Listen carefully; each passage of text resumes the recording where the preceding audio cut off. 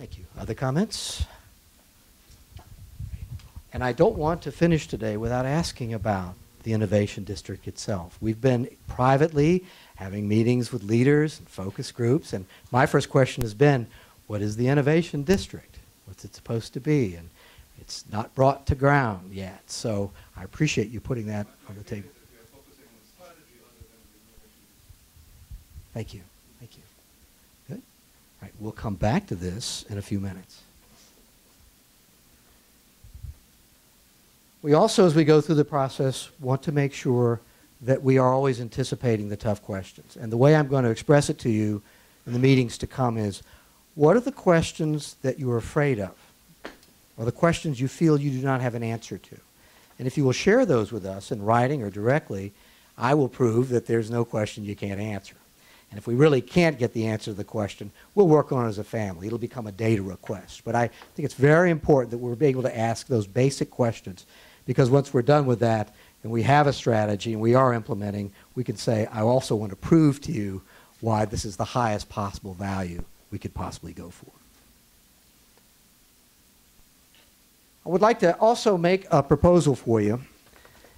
If we're going to have a project system and we're going to document our work in a new way that you would feel comfortable sharing with all audiences, I'm going to ask you to approve some components of the communications and add to them any way that you'd like.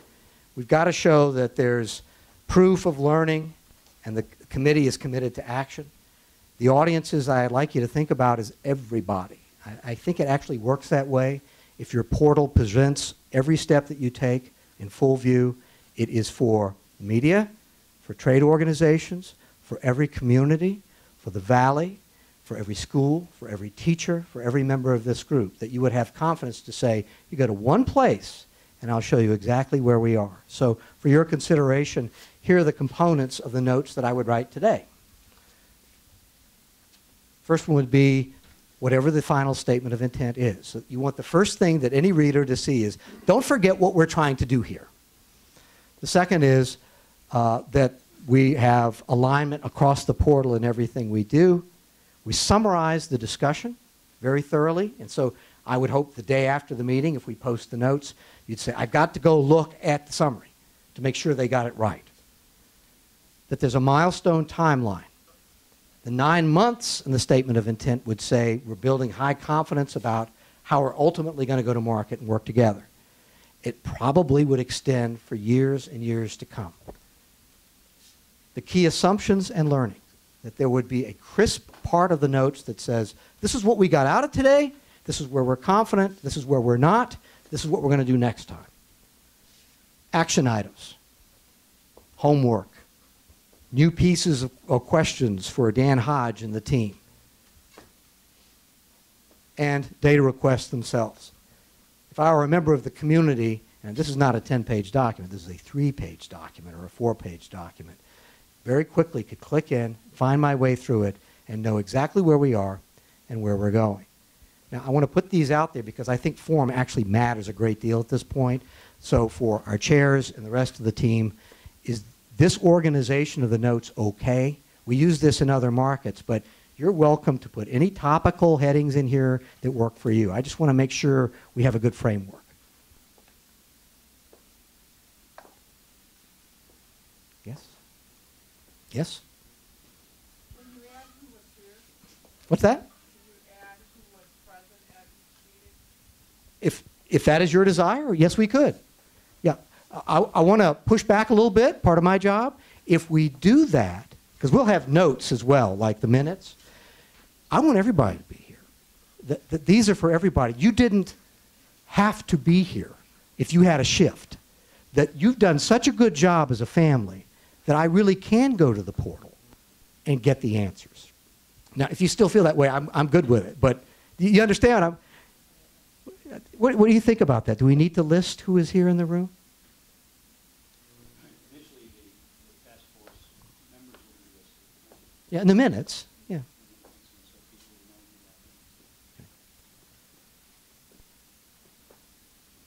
Let's think about that. But you're talking, just for clarification, I mean, you're talking about that there will always be the meeting minutes. Sure. And that will keep a list of formal of who attended. But Right. but where you're just describing now as a document for anyone and everyone who wants to understand this project may or may not include, that's the open question, is whether this separate, related, but it'd be a different piece of communication. Right. The high school economics class can read it and not feel like they needed to be present. Yes, Mayor. If I may, if I could, I only have a few more minutes to be here. And I'd like to go back to the draft statement of intent for just a minute, if I may. I think that what we have to clarify in Holyoke is, what does an innovation district for Holyoke, what is it going to look like? Because we are already seeing people coming to us in the Economic Development Office looking to do projects here and work here. Now, do we have a plan in place that we're going to just, is that how we're going to do it, where everyone's going to come to us and then we're going to figure out where they fit in? Or do we do this in a way where it's almost like an industrial park, where we have an areas that are planned? This is what's, you know, ahead of time, so that we're proactive. I think this is the important thing here, is our basic intent should be, what is an innovation district going to look like for Holyoke? And you know, that's where we have to come from on our intent. And that's what our goal should be, is out of this group, we need to put that on paper, whether we're going to wait for, like I said, for people to come to us, or developers, entrepreneurs come to us and say, this is what we want to do, and then try to fit them in. Or if we want to do something ahead of time, a planned development, and say, okay, when they do come, or look for people to fit into what we want. So that's going to be, I think that should be part of our intent. Thank you.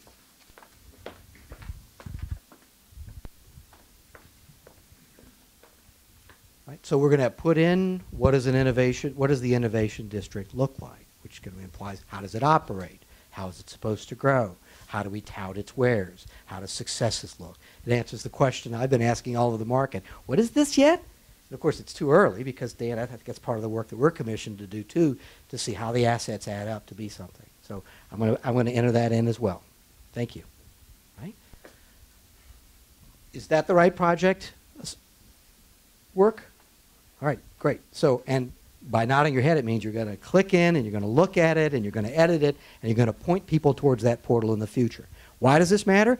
Because 9 months or sooner, when we know what the innovation district is, when we know that we're reaching the end of this first statement of intent, people are already accustomed to using that portal. We've, you know, if the family's using it, then everybody else needs to be using it. That's what we'll accomplish with it. So I'll use that as a guide for the notes. Changes are welcome as well. Part of the timeline, this is just a traditional timeline for catalyst sites and innovation districts. When I say a timeline of where we are and where we're going, it would, in the front end, have components of the project plan, like Dan Hodge has shared with you. We are about research right now. We are about testing it with real customers and what's going to happen in the future. But I think there's a point in time where we start plugging in what the external market is doing. There's a point in time where our work is done and you start thinking about going to market. So when we get out towards the second quarter, I'm going to push a little bit down to make sure that the family is starting to write in, what are the next steps in customer service? And how do we rely on the marketing of the region? Are you going to pick that up? And are the protocols in place with all the talent supply chain team? Because that's going to matter. So doing it now doesn't just help Dan Hodge manage the project and keep you up to date, but there's these breakthrough moments when the inquiries start coming in, and you'll know, Mayor, that we're taking care of that business, and that's what matters the most. Right? It's a timeline, and I'm going to pass out one, please. Dan, if you'd help me again. Before you go home today, if you'd give me a copy of this back, all I'm asking you to do as homework today is to write down specific milestones or policy events that you think you need to pay attention to on the grander timeline. And I'm going to give you a simple example. Policy matters. I think one of you might write down, this is where the legislature meets every year, and I want that on my timeline. I live in Florida. I always put the hurricane season because it shuts business down, right? There's certain things that take place that we need to know about that you have intimate knowledge of. It could be an associational decision. It could be an annual meeting. It could be a piece of research that you're conducting.